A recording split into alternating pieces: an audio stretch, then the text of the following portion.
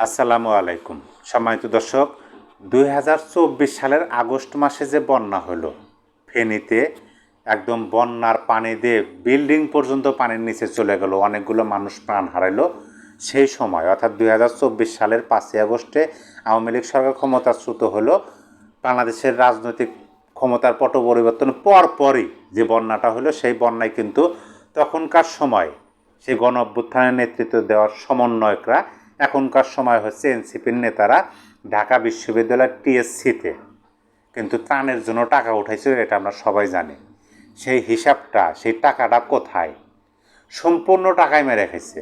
আমি বাংলা ভিশনের একটা প্রতিবেদন দেখলাম, সেই ফেনীবাসীর একজন ব্যক্তিও এই যে মোট টাকা উঠছিল ১১,৬৯,৪৮,৪২০ টাকার একটা টাকাও পায় নাই। সেখানকার যে চেয়ারম্যান, ফেনীর যে চেয়ারম্যান, উপজেলা চেয়ারম্যান, তিনি বলতেছেন যে শুধু কিছু চাউল পাচ্ছিলেন তিনি, মানে ত্রাণের চাউল পাইছিলেন, তাছাড়া নগদ অর্থ পায় নাই। এমনকি ওখানে যে সমস্ত বাড়ি বন্যায় ক্ষতিগ্রস্ত হয়েছে, এক বৃদ্ধা মানে বৃদ্ধ মহিলার অসহায়, তার কেউ নাই, তার একটা চিত্র দেখাইলেন। ঘরের চাল এরকম ঠেকনা দিয়ে, মানে বাঁশ খোঁটা দিয়ে ঠেকনা দিয়ে রাখছেন, যদি হালকা বাতাস চালায় তারপরে ওইটা পড়ে যাবে এবং বড় ধরনের দুর্ঘটনা ঘটার সম্ভাবনা আছে। এবং এরকম আরও যাদের ক্ষতি হয়েছে, যাদের সামর্থ্য নাই ওই বাড়ি আবার পুনর্নির্মাণ করার, তারা কিচ্ছু পায় নাই। এই প্রতিবেদনটা হয়তো বা আপনারাও দেখে থাকতে পারেন। মানে সম্পূর্ণ টাকায় মেরে খাইছে। আপনি ভাবুন তো, এই টিএসসিতে টাকা উঠছিল ১১,৬৯,৮২০ টাকা। তার মধ্যে তখনকার সময় টাকা তোলা বাবদ, তারও আনুষঙ্গিক খরচ বাবদ নাকি তারা খরচ করছিল ১,৭৮,৩০,২০৭ টাকা। তাইলে ১১,৬৯,৮২,৪২০ টাকা থেকে যদি আপনি ১,৭৮,৩০,২০৭ টাকা বাদ দেন, তাহলে অবশিষ্ট থাকে ৯,৯১,৫১,২১৩ টাকা। এই টাকাটা নাকি রাখা হয়েছিল বৈষম্যবিরোধী ছাত্র আন্দোলনের নামে খোলা একটি ব্যাংক অ্যাকাউন্টে। তারপরে কিন্তু এই বিষয়টা নিয়ে মানে সোশ্যাল মিডিয়াতে ব্যাপকভাবে ভাইরাল হলো যে ত্রাণের টাকা গেল কোথায়, টিএসসিতে ত্রাণের টাকা গেল কোথায়। তারপরে তারা এই হিসাবটা দিলেন, এটা তাদেরই হিসাবটা দিলেন, দিয়ে বললেন যে তাদের ৯,৯১,৫১,২১৩ টাকা তাদের বৈষম্যবিরোধী ছাত্র আন্দোলনের নামে খোলা একটা ব্যাংক অ্যাকাউন্টে আছে। তখন দেশের জনগণ বলা শুরু করলো যে এই টাকা তো ব্যাংকে থাকার জন্য কথা না, আর বৈষম্যবিরোধী ছাত্র আন্দোলনের এই ব্যাংকে থাকার তো কথা না, এই টাকা তো ফেনীবাসীকে সহযোগিতা দেওয়ার জন্য উঠছে, তাহলে কেন বরাদ্দ করা, মানে এই টাকা কেন ব্যয় করা হলো না? তখন এই সমন্বয়করা বলল যে আচ্ছা ঠিক আছে, তারা এই টাকার মধ্যে, এই ৯,৯১,৫১,২১৩ টাকার মধ্যে ৮ কোটি টাকা শুধু নগদ না, ৮ কোটি টাকার একটা চেক প্রধান উপদেষ্টা ত্রাণ তহবিলে জমা দিচ্ছেন, এরকম একটা মানে প্রেস ব্রিফিং করে তারা জানালেন যে ৮ কোটি টাকার একটি চেক প্রধান উপদেষ্টা ত্রাণ তহবিলে জমা দিয়ে দেন ছাত্রনেতারা, এরকম কিন্তু একটা প্রচার হলো।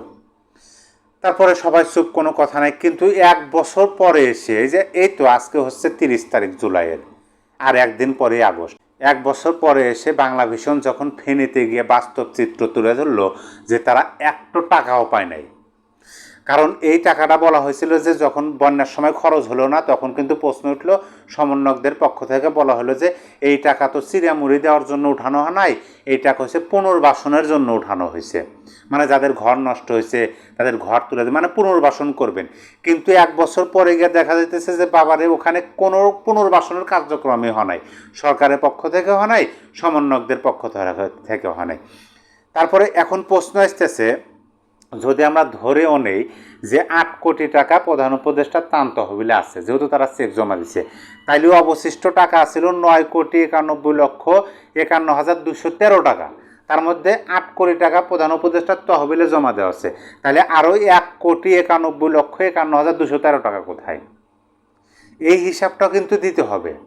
যদিও পরিপূর্ণ টাকাটাই ফেনীবাসীর উন্নয়ন বা পুনর্বাসনের জন্য সাধারণ মানুষ ওই তহবিলে জমা দিছিলেন, এটা কিন্তু মানে উঠানো হয়েছিল। আমরা দেখছি যে তখনকার সময় বন্যার জন্য সারা বাংলাদেশে প্রত্যেকটা জায়গায় প্রত্যেকটা গ্রামে শিক্ষার্থীরা কিন্তু এরকম কার্টুন দিয়ে বক্স বানায় সামনে লেখা ত্রাণ তহবিল, গ্রামে গ্রামে পর্যন্ত টাকা উঠাইছে, সবাই জানে, সবাই সাক্ষী, আমাদের গ্রামে উঠাইছে, বাজারে বাজারে উঠাইছে। তাইলে জানি না সম্পূর্ণ টাকা কত হয়েছে, কিন্তু তারা যে হিসাবটা দিচ্ছে সেই হিসাবের মধ্যেই বাদ বাকি টাকা কোথায়?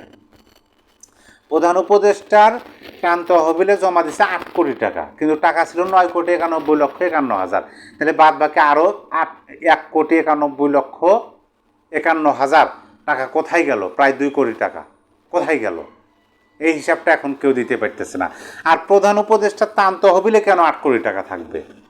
1 বছর ব্যাপী ওখানকার যারা গৃহহীন হয়ে পড়ছেন, যাদের পুনর্বাসন হইতেছে না, তারা পাইতেছে না, তারা কেন পুনর্বাসিত তাদেরকে করা হইতেছে না এই টাকা দিয়ে? এটা কি প্রধান উপদেষ্টা ত্রাণ তহবিলে থাকার কথা? এটা তো জনগণ দিছে হচ্ছে ফেনীবাসীকে উন্নয়নের জন্য, ফেনীবাসীর পুনর্বাসনের জন্য। তারাই বলছে যে এটা তো চিড়ে-মুড়ি কেনার জন্য না, পুনর্বাসনের কাজ করা হবে। 1 বছর পার হয়ে গেল, নতুনভাবে আবার বন্যা আসলো, অথচ এই টাকার কোনো হদিসই নাই। বলা হইতেছে প্রধান উপদেষ্টার ত্রাণ তহবিলে 8 কোটি টাকা আছে, আর 1,91,00,000 কোথায় আছে জানি না। দেখেন, এনসিপি বৈষম্যবিরোধী ছাত্র আন্দোলনের যে নেতারা 10 লক্ষ টাকা চাঁদা নিতে গিয়ে গুলশানে হাতে নাতে ধরা পড়লেন, সিসিটিভি ফুটেজ ভাইরাল হলো, সেটা নিয়ে কী হইতেছে? অ্যারেস্ট হইতেছে। সেটা নিয়ে অ্যারেস্ট হয়েছে, সেখানে কত? 10 লক্ষ টাকা। আর এখানে গরমিল কত? 1,91,00,000 টাকা। এটা নিয়ে কারো কোনো কথা নাই। এই হিসাবটা তাহলে তো দিতে হবে। এখন ফেনীবাসী বলতেছে যে এই টাকাটা জনগণ দিছে ফেনীবাসীর পুনর্বাসনের জন্য, এই টাকাটা পূর্ণভাবে ফেনীবাসীর পুনর্বাসনের কাজে ব্যবহার করা হোক এবং পরিপূর্ণ হিসাবটা জাতির কাছে তুলে ধরা হোক। সম্মানিত দর্শক, আপনার মূল্যবান মতামত অবশ্যই জানিয়ে দিবেন।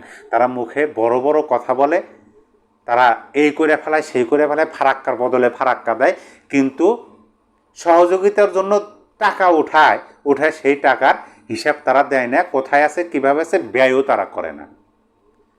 মানে আমার তো মনে হচ্ছে যে এই টাকা নাই।